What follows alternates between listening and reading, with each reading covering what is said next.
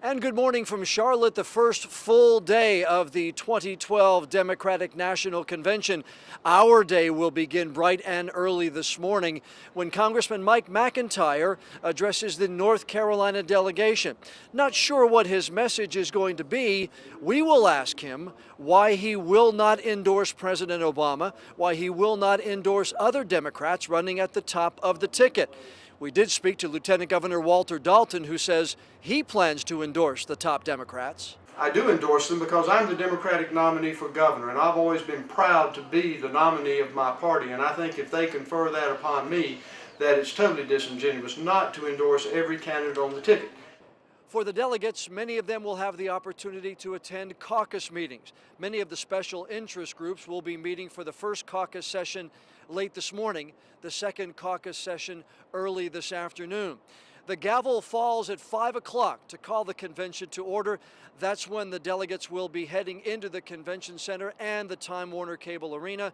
They will hear on tape from former President Jimmy Carter. In person, they will hear from San Antonio Mayor Julian Castro, and they'll also hear from First Lady Michelle Obama. We will be in the Time Warner Cable Arena for those addresses tonight, and we'll bring you the latest information on them coming up tonight on WECT News.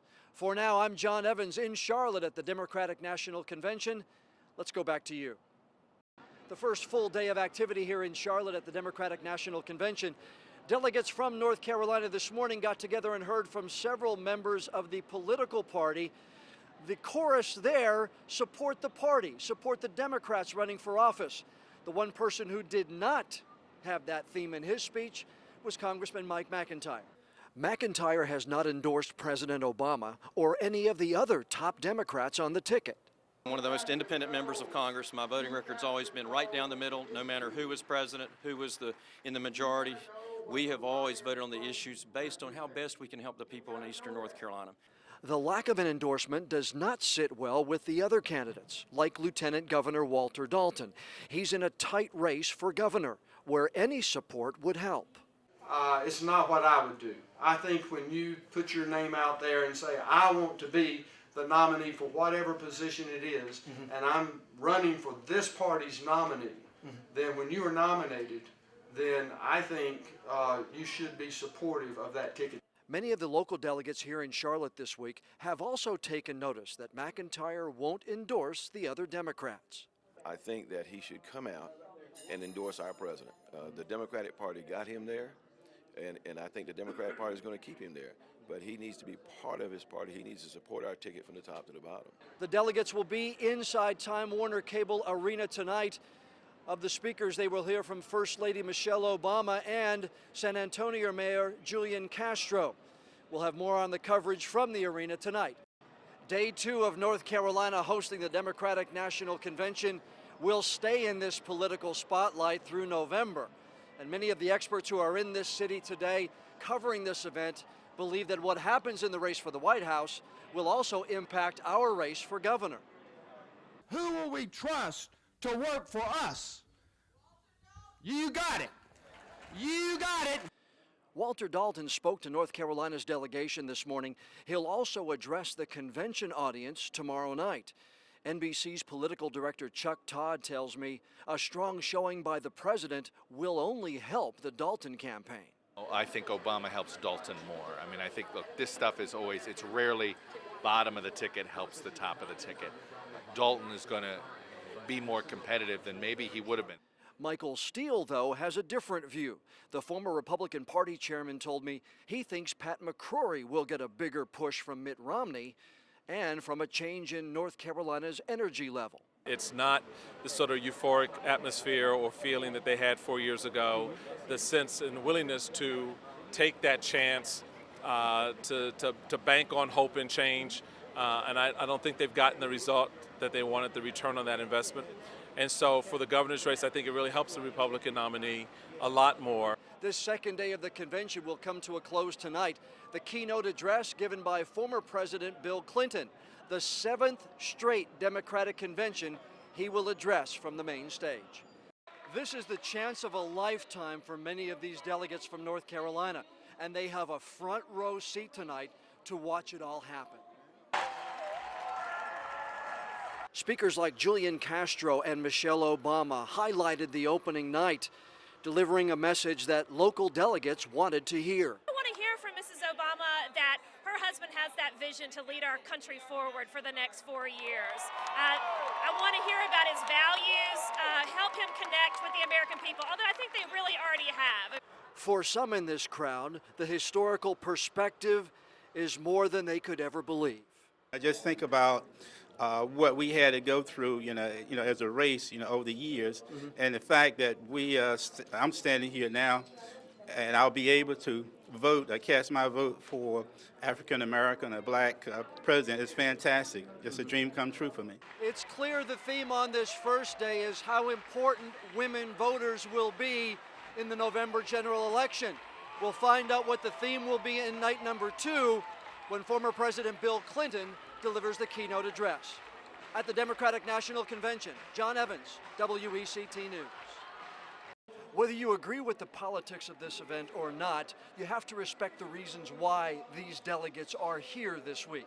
Tonight, I saw how much this means, how much being a part of the process means for a man from Brunswick County.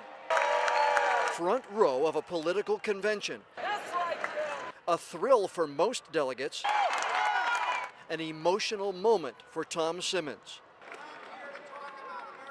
John, I'm so excited to hear how I speak.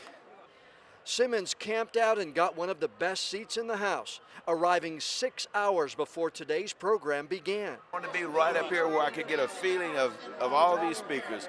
I want to feel their emotion, I want to feel their spirit, and I do. It's been a long road for Tom Simmons. He talks about being raised in a boys' home, living on the streets into the 3rd grade. Years later, he will nominate a man for President of the United States. Many of these same delegates and politicians will be right back here in the Time Warner Cable Arena tomorrow.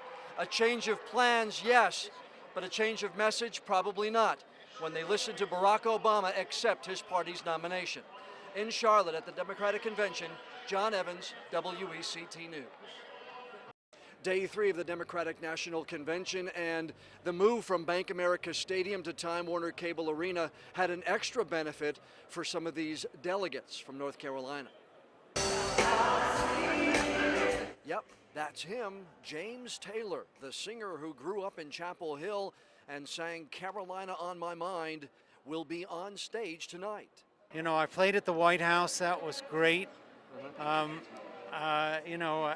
There are, but this is really this counts up there as one of those memorable sort of venues. Taylor is outspoken in his politics and in his support for Barack Obama. He believes hosting the Democratic National Convention shows just how important North Carolina has become. North Carolina, which has been thought of as a red state, last time went for Barack Obama. It's an indication of a change in the state, which has actually been taking place over many, many decades. For delegates arriving early to the Time Warner Cable Arena, a free JT concert is always an added bonus. When you talk about Carolina and UNC Chapel Hill, that is what James Taylor is. So, yeah, I'm a fan of Taylor. And now you've got a front row seat. Not many other people can say that. Plus, I got a picture with him. No, it's been a good day for It has been, yeah. It's been a real good day. Entertainers aside, the man everyone in this building wants to hear will take the stage tonight when Barack Obama accepts his party's nomination for president. In Charlotte at the Democratic National Convention, John Evans, WECT News. More than 20,000 people will be inside the Time Warner Cable Arena tonight when the president takes the stage, a lot less than the 70,000 that would have been in Bank of America Stadium, a decision that resulted in a lot of disappointed volunteers. Chris Covey of Wilmington planned to use a ticket like this tonight. Instead, she'll have to watch the president's address on TV, even though her hotel room is just blocks from where he'll speak. A lot of people were coming up from New Hanover, and I'm very sorry that I will not be meeting up with them, but we have to be careful. Chris earned the ticket doing volunteer work for the campaign. She's done even more this week in Charlotte since getting here. Many of these volunteers are disappointed about tonight's circumstances, but they feel they'll get another chance to see Mr. Obama before Election Day. North Carolina being the great battleground state, we will have probably at least one more, if not other, opportunities to see the president make speeches here. You know he's going to come back. And volunteers might not be the only ones disappointed tonight. There are reports that say, with so many media covering the convention, some reporters may not get in either. In Charlotte at the Democratic National Convention, John Evans, WECT News. The live crowd, much smaller than organizers first planned, but they hung tonight on every word Barack Obama said. It was the moment this convention waited for, this party waited for. President Obama, in person, laying out his plan for a second term. The party faithful say they're ready now to take the next step. I am just so generated by what he said tonight that I am not going to stop until everybody in America can be part of this American dream. And with this man as president, we can do it. Elizabeth Redenbaugh became a Democrat earlier this year, saying she no longer fit in with the Republican Party. Redenbaugh told me the three-day experience and her personal experience reaffirmed that decision. I have a husband who was diagnosed with cancer 2 years ago, and healthcare is so important to our family. We're very blessed, but without Obamacare, he could be denied health coverage in the future for a pre-existing condition. He could hit a cap, and we would not be able to get further treatment for him. So it's incredibly important to me, as well as millions of other Americans, that we re-elect Barack Obama. Both conventions now in the books. Both parties now have 60 days to rally their base until Election Day on November the 6th. In Charlotte, John Evans, WECT News.